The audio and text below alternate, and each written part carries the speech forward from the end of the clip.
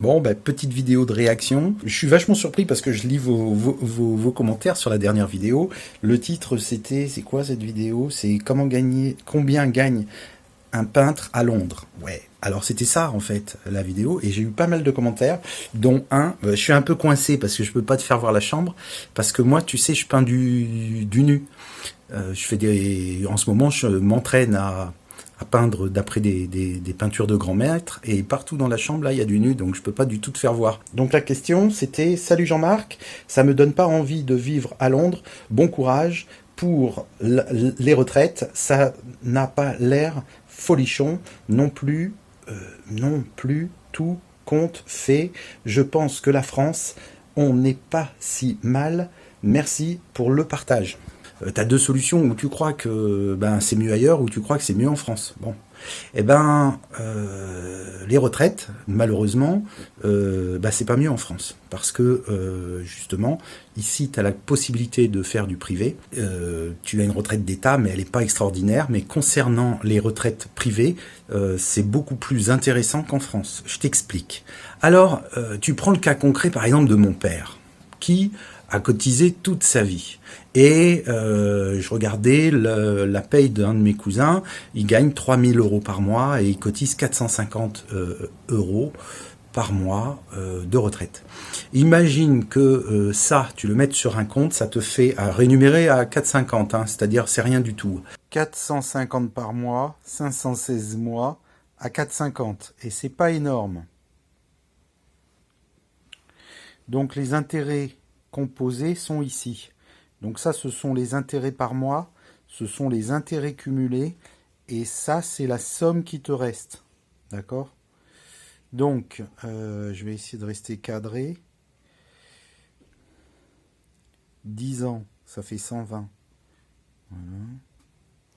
Au bout de 10 ans, tu as 62 000 et tu touches 234 € par mois. Mais si tu vas par exemple sur ta retraite, en fin de retraite, avec ta cotisation, tu es à 2006. Si tu travailles pas toute une vie, par exemple, tu travailles que 484 mois, tu es à 2003. 450 mois, tu es à 2009. Donc ça veut dire quoi? Ça veut dire que quand tu travailles, quand tu prends ta retraite dans le privé, en fait, tu cumules ton argent sur un compte, et une fois que cet argent est cumulé sur un compte pendant 40 ans, tu génères des intérêts composés, et ce qui fait une très très grosse somme, 350 000, mais tu peux faire beaucoup plus, et à la fin de cette retraite, tu as plusieurs possibilités, mais si par exemple tu ne touches pas à ton capital tu le gardes pour tes enfants par exemple, et tu touches uniquement tes dividendes, ça te reviendrait à toucher une retraite en France. Donc la différence, c'est que toi, quand tu cotises en France, tu cotises quelque part uniquement pour ta retraite, c'est-à-dire de ton vivant. Une fois que tu seras décédé, tu laisseras rien à tes enfants. Mon père ne laissera rien de sa retraite, et pourtant il y a bien un capital qui est énorme, d'une vie complète de travail, et ce capital disparaîtra au profit peut-être d'un autre, mais nous, dans le privé, ce capital reste, et ça devient un trust pour tes enfants. Et la différence, elle est fondamentale, parce que si tu travailles sur 3 ou 4 générations, tu vas te retrouver avec de l'argent, et cet argent, finalement, te servira à tes enfants si tu te débrouilles bien au niveau finance. Et le modèle anglo-saxon est beaucoup plus pertinent que celui français, puisque une fois que tu as fini de cotiser, entre le début de ta vie et la fin de ta vie, il restera rien. Qu'en Angleterre, il restera ce que tu as cotisé. Si tu veux, tu peux même utiliser uniquement tes dividendes. Tu n'es pas obligé de tout dépenser. Tu peux retirer 25%. Tu as beaucoup de choix possibles. Quand toi, tu cotises 1 € en France pour ta retraite, moi, quand je cotise 1 € dans le privé pour ma retraite, l'État donne 25 centimes. Donc si tu cotises 1000 livres par mois, l'État rajoute 250 par mois. Et si tu fais ça sur 12 mois, ça te fait 12 000 livres. Donc l'État aura cotisé 3000 de plus, ça te fait 15 000. Et ces 15 000, tu les enlèves de ton imposition. Ici, on est imposé à partir de 12 570. Si tu rajoutes 15 000, c'est-à-dire que tu peux gagner 12 000 et 15, ça fait 27 570. Je fais ça de tête. Hein.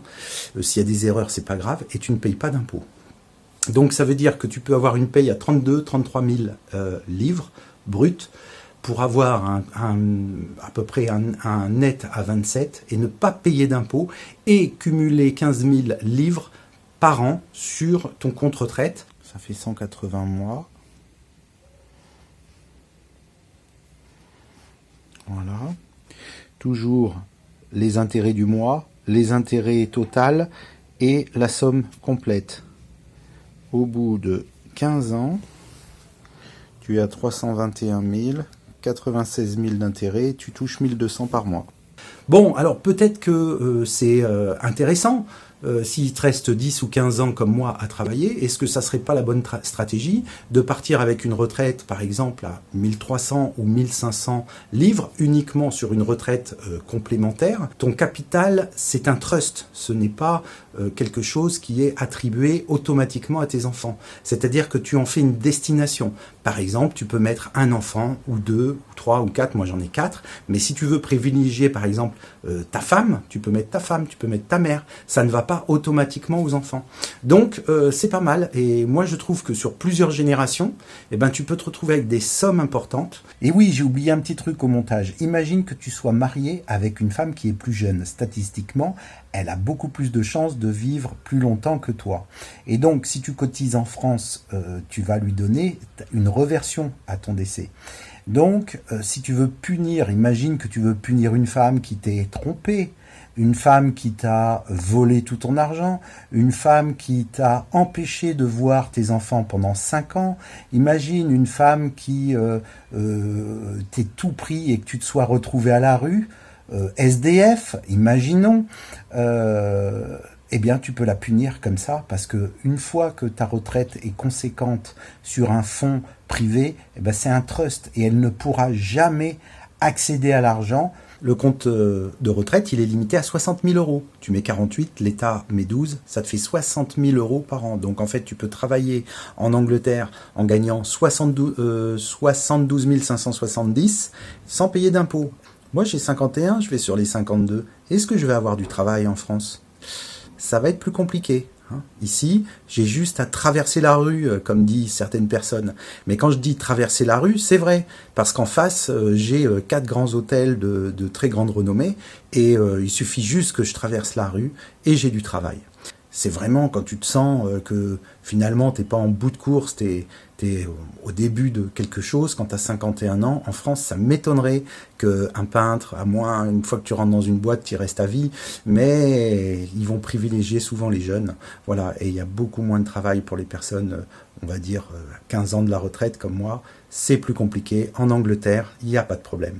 Voilà, je te remercie. Je te dis à bientôt. Salut!